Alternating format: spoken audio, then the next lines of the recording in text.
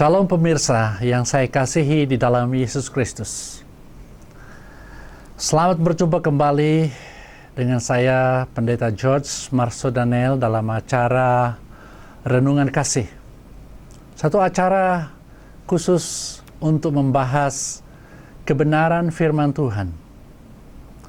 Pada episode ini kita berbicara secara khusus mengenai kebenaran tentang siapakah Yesus. Dan apa yang telah dikerjakannya, apa yang telah dilakukannya bagi saya dan pemirsa. Bahkan bagi semua orang, bagi semua manusia di seluruh dunia. Saya bersyukur kepada Tuhan oleh karena kita boleh bertemu kembali dalam acara kesayangan kita. Acara di mana kita boleh berbincang-bincang di seputar kebenaran. Bukan kebenaran manusia, bukan kebenaran saya dan pemirsa. Tapi kebenaran dari firman Allah, Alkitab firman Allah yang tertulis bagi kepentingan kehidupan kita hari ini dan untuk selama-lamanya. Pemirsa yang saya kasihi di dalam Yesus Kristus, pada episode yang lalu kita telah belajar banyak tentang pertanyaan Yesus kepada murid-muridnya. Siapakah aku menurut kamu? Dan kita telah belajar beberapa topik menarik di seputar pertanyaan itu. Kemudian pada beberapa sisi yang lalu kita telah belajar bersama-sama tentang Yesus yang kita kagumi. Yesus yang kita percaya rela melakukan dan memberi dirinya, memberikan nyawanya, mati di atas kayu salib untuk kepentingan kita. Pertanyaan yang menarik adalah, mengapa Yesus rela melakukan semua ini? Mengapa Yesus rela menderita, disalibkan, dan mati untuk kita? Karena itu, pemirsa yang saya kasihi, sebelum kita belajar lebih jauh mengenai kebenaran ini, agar kita memahami tentang kebenaran siapa Yesus dan apa yang telah dilakukannya bagi kita, mari kita tunduk, kita memohon pimpinan Tuhan dalam memahami kebenaran ini. Bapa kami yang ada di dalam surga, Bapa yang penuh kasih dan penuh dengan kekayaan rahmat dan anugerahnya, yang telah memberikan kepada kami peluang keselamatan melalui Yesus Kristus. Dan hari ini sekali lagi kami kembali bertemu dalam acara Renungan Kasih ini. Belajar bersama-sama dari kebenaran Tuhan. Kami mohon kiranya Roh Kudus-Mu berbicara kepada kami semua. Menyatakan kebenaran, membuka hati dan pikiran kami untuk memahami kebenaran lebih baik lagi. Sehingga kami hidup di dalam kasih karunia-Mu, hidup dalam kemenangan, oleh karena janji-janji Tuhan yang telah membenarkan kami. Terima kasih Bapa, kami serahkan waktu ini sepenuhnya dari awal sampai akhir. Biarlah nama Tuhan Yesus yang punya firman hidup ini dipermuliakan selama-lamanya. Dalam nama Yesus kami memohon pertolongan ini. Haleluya. Amin.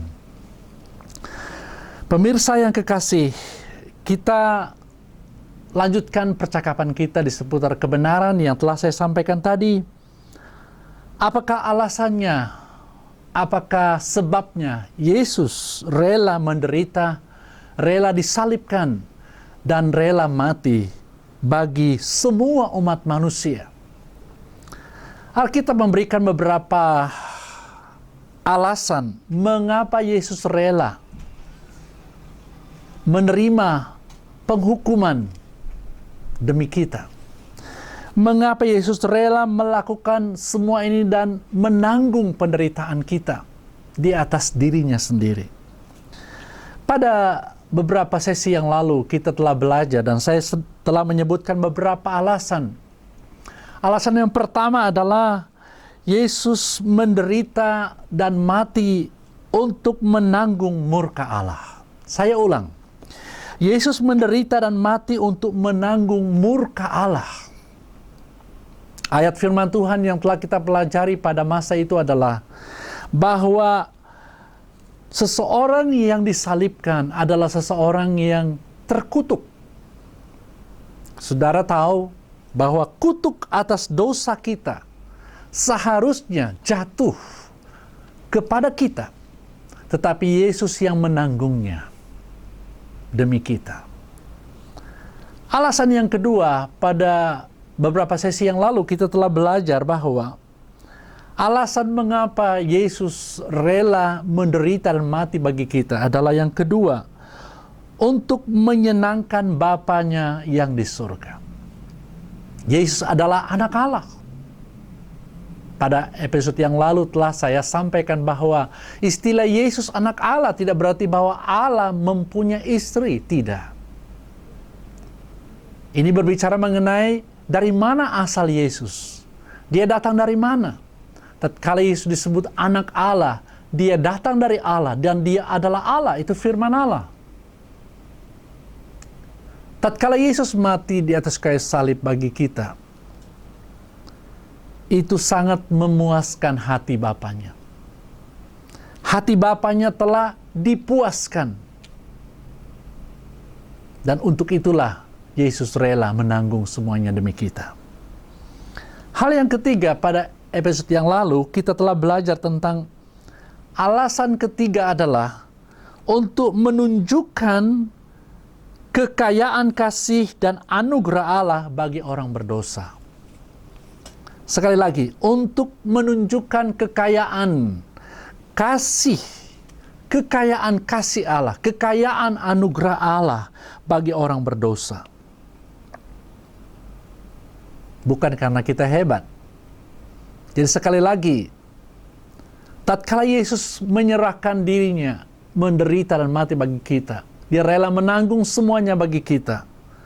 Alasan ketiga ini adalah bukan karena kita, tetapi karena kekayaan kasih Allah. Karena kekayaan anugerah Allah bagi kita. Orang-orang yang berdosa. Para pemirsa yang saya kasihi. Sekarang hari ini, saya ingin mengajak saudara untuk melihat alasan yang keempat.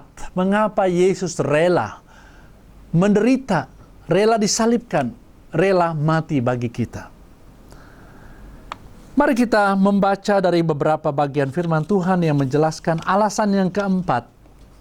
Beberapa bagian dari Alkitab yang saya angkat hari ini adalah dari surat Efesus. Pasal yang kelima ayat yang kedua berkata demikian. Dan hiduplah di dalam kasih, sebagaimana Kristus Yesus juga telah mengasihi kamu dan telah menyerahkan dirinya untuk kita sebagai persembahan dan korban yang harum bagi Allah. Sekali lagi saya bacakan ini. Dan hiduplah di dalam kasih, sebagaimana Kristus Yesus juga telah mengasihi kamu dan telah menyerahkan dirinya untuk kita sebagai persembahan dan korban yang harum bagi Allah.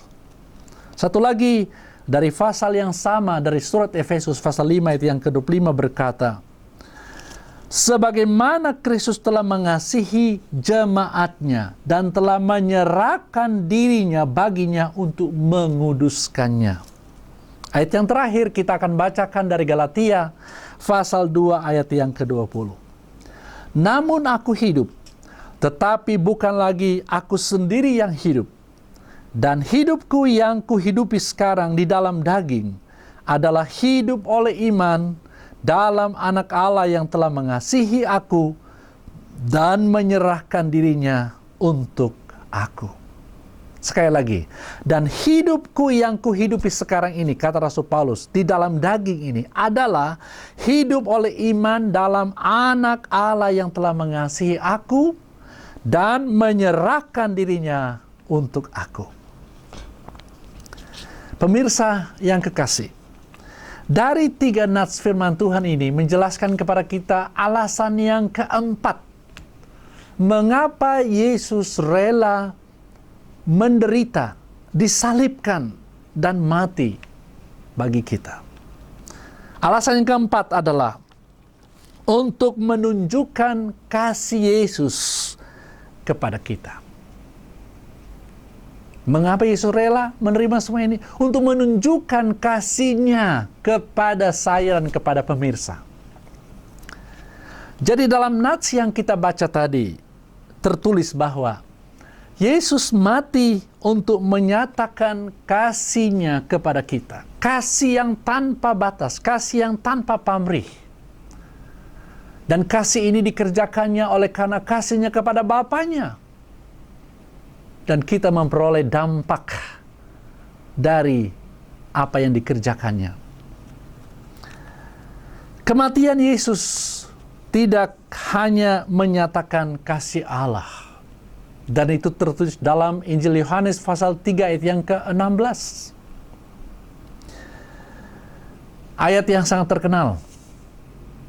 Karena begitu besar kasih Allah akan dunia ini, sehingga Dia mengaruniakan Yesus Kristus bagi kita. Dan barang siapa yang percaya kepadanya, dia memperoleh kehidupan kekal. Jadi tatkala Yesus mati di atas kayu salib, tidak hanya menyatakan kasih Allah kepada Anda dan saya, tetapi juga sebuah pernyataan tertinggi dari kasih Yesus sendiri bagi semua orang berdosa, baik saya maupun para pemirsa sekalian.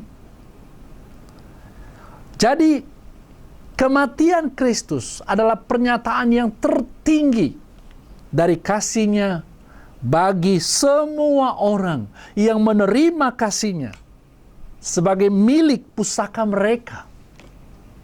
Karena itu, saudara, kasih-Nya adalah sebuah kekayaan yang tak terhingga, yang tak terkatakan, yang tidak ada nilainya yang dapat disamakan dengan apa yang ada di dalam dunia.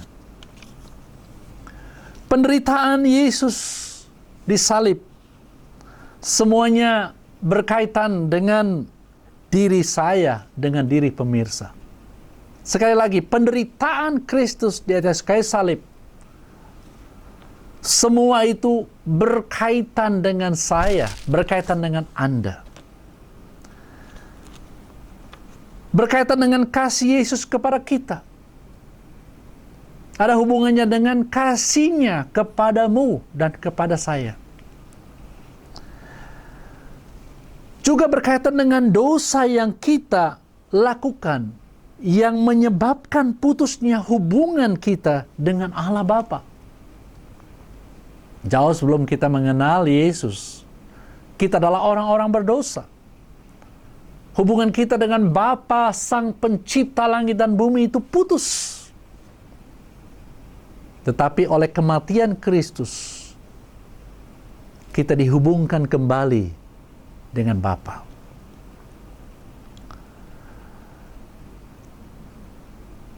Penderitaan Yesus juga berkaitan dengan kekerasan hati kita, kebebalan hati kita, yang telah merendahkan nilai Kristus. Tetapi kematian Kristus mengangkat kita dari nilai keterpurukan kepada tempat yang lebih tinggi. Penderitaan Kristus juga mengangkat dan mendapatkan kita yang terhilang dan binasa. Kita yang tersesat dibawa kembali kepada Bapa. Penderitaan Kristus juga ada kaitannya dengan kita telah kehilangan peluang keselamatan dan keadilan. Tetapi Kristus menderita bagi kita dan membawa kita kepada kemuliaan, keselamatan sepenuhnya di dalam rancangan Allah. Pemirsa yang kekasih, ayat firman Tuhan ini menjelaskan kepada kita bahwa kita sesungguhnya memerlukan belas kasihan. Semua manusia memerlukan belas kasihan. Karena tak seorang pun manusia benar di hadapan Allah. Tetapi kematian Kristus bagi kita cukup menyatakan kasih-Nya yang tanpa batas kepada kita. Kalau kita memperhatikan firman Tuhan, ada tertulis di dalam Alkitab, Yesus Kristus telah mengasihi gerejanya. Tatkala saya berbicara mengenai kata gereja, saudara tidak berbicara mengenai organisasi. Saya tidak berbicara mengenai gedung. Saya tidak berbicara mengenai agama. Tetapi saya berbicara mengenai orang. Kata gereja dari kata aslinya ekklesia, yang berarti orang-orang. Orang-orang yang dipanggil dari kegelapan dan dibawa kepada terang. Orang-orang yang dituntun dari kehidupan lama kepada kehidupan yang baru. Jadi kata gerejanya adalah orang-orang yang percaya kepada Kristus. Dalam Efesus pasal 5 ayat yang ke-25 dikatakan bahwa dia mengasihi gerejanya. Dia menyerahkan dirinya bagi jemaatnya, gerejanya. Jadi gereja di sini tidak berbicara mengenai organisasi keagamaan, tetapi berbicara mengenai orang-orang yang telah mengakui dan telah dibebaskan dari kehidupan dalam kegelapan. Kepada mereka lah dia telah menyerahkan nyawanya. Tidak ada kasih yang lebih besar dari kasih Yesus yang telah menyerahkan nyawanya bagi sahabat-sahabatnya. Kalau kita membaca dalam Yohanes 15 ayat yang ke-13, saya akan membuka bagian firman Tuhan ini dari Injil Yohanes pasal 15 ayat yang ke-13.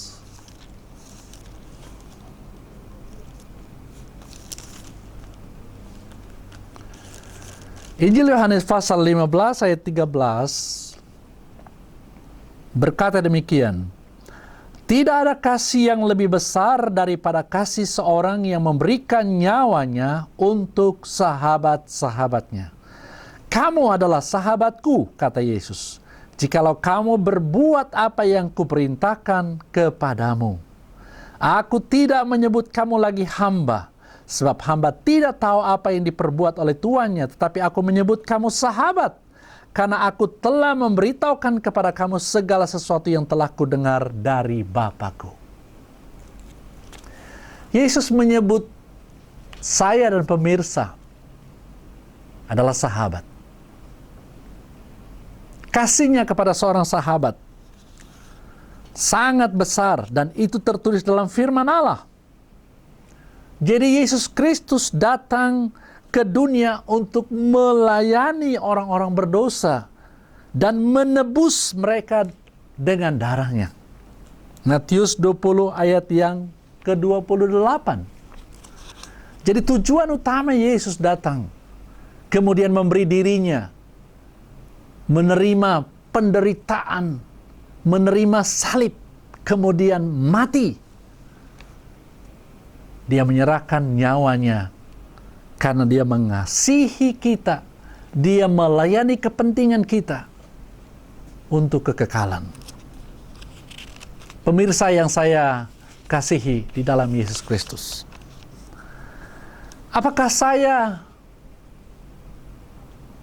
apakah pemirsa termasuk di antara banyak orang itu yang disebutkan di dalam firman Tuhan yang kita baca? Bahwa Yesus datang mengasihi semua orang. Apakah pemirsa termasuk di dalamnya? Apakah saya termasuk di antara sahabat-sahabat yang disebutkan oleh Yesus bahwa dia mengasihi sahabat-sahabatnya? Apakah saya dan pemirsa termasuk salah satu di antaranya? Apakah saya termasuk dalam kategori yang disebut sebagai gerejanya yang dikasihinya? Saudara dapat menjawab secara pribadi. Tetapi Alkitab memberikan jawaban yang sangat jelas. Jawabannya sangat jelas oleh firman Allah. Barang siapa yang percaya kepada Yesus Kristus, maka mereka akan diselamatkan. Haleluya. Sekali lagi, apakah saudara ragu tentang di mana Anda berada? Apakah Anda termasuk dalam bagian sahabatnya, gerejanya? Alkitab memberikan penjelasan. Apabila saudara percaya kepada Yesus sebagai Tuhan dan Juru Selamat saudara, saudara termasuk di dalam kategori itu. Dan kasih-Nya kepada saudara cukup. Di dalam beberapa ayat yang tertulis di dalam Kisah Para Rasul 16 ayat 31, Roma pasal 10 ayat 13, dan Kisah Para Rasul pasal 10 ayat 43, Yohanes 1 ayat 12, Yohanes 3 ayat yang ke-16, semua berbicara mengenai barang siapa yang percaya kepadanya akan beroleh kehidupan. Hati saya sungguh terharu, dan saya memeluk keindahan dan kelimpahan kasih Yesus Kristus bagi saya. Yesus Kristus adalah harta pusaka saya selama-lamanya. Bagaimana dengan pemirsa? Kasih-Nya mengalir penuh keagungan di dalam hati saya, sehingga saya dapat berkata seperti yang tertulis, Anak Allah Yesus Kristus telah mengasihi aku dan menyerahkan dirinya untuk aku. Sama seperti Rasul Paulus berkata, kasih-Nya kepadaku melimpah-limpah. Apakah juga pemirsa berani katakan bahwa betapa besar kasih-Nya kepadaku? Anak Allah Yesus Kristus telah mengasihi aku dan telah menyerahkan dirinya bagiku. Yesus Kristus telah membayar harga termahal, yaitu nyawanya sebagai ganti dosa-dosaku. Yesus berdoa kepada Bapanya di dalam Yohanes pasal 17 ayat 24. Biarlah mereka bersama-sama dengan aku untuk selama-lamanya. Kekasih Tuhan, melalui penderitaan dan kematian Yesus kita melihat kemuliaan Bapa di dalam Yesus Kristus yang penuh kasih dan kebenaran. Yohanes 1 ayat yang ke-14. Jadi kita telah cukup melihat, sehingga hati kita berpaut oleh kasih-Nya. Kematian Yesus telah menyediakan yang terbaik bagi kita. Apakah itu? Kasih-Nya yang sempurna. Yesus mengasihi kita sepenuhnya. Dan hanya bagi kita, Dia rela mati dan menerima penderitaan yang sangat dahsyat.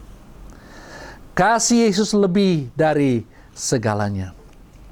Pemirsa yang saya kasihi, kiranya Tuhan Yesus memberkati kita melalui renungan kasih hari ini dan memberikan kepada kita sukacita, pengharapan, keyakinan bahwa kematian Yesus cukup bagiku karena Dia mengasihi aku. Mari kita berdoa. Segala kemuliaan bagi Tuhan yang punya firman hidup ini. Segala kemuliaan bagi Dia yang telah mati bagi kami, menjadi korban karena membebaskan kami. Sekarang dan selama-lamanya. Sekarang kami menjadi anak Allah, ahli waris kerajaan surga untuk selama-lamanya. Dalam nama Yesus, kami mengucap syukur untuk kebenaran ini. Haleluya, haleluya. Amin, amin. Sampai berjumpa kembali dalam acara Renungan Kasih yang akan datang. Kiranya para pemirsa beroleh sukacita dari Tuhan oleh karena kebenarannya menghibur dan menguatkan kita. Shalom, sampai jumpa kembali.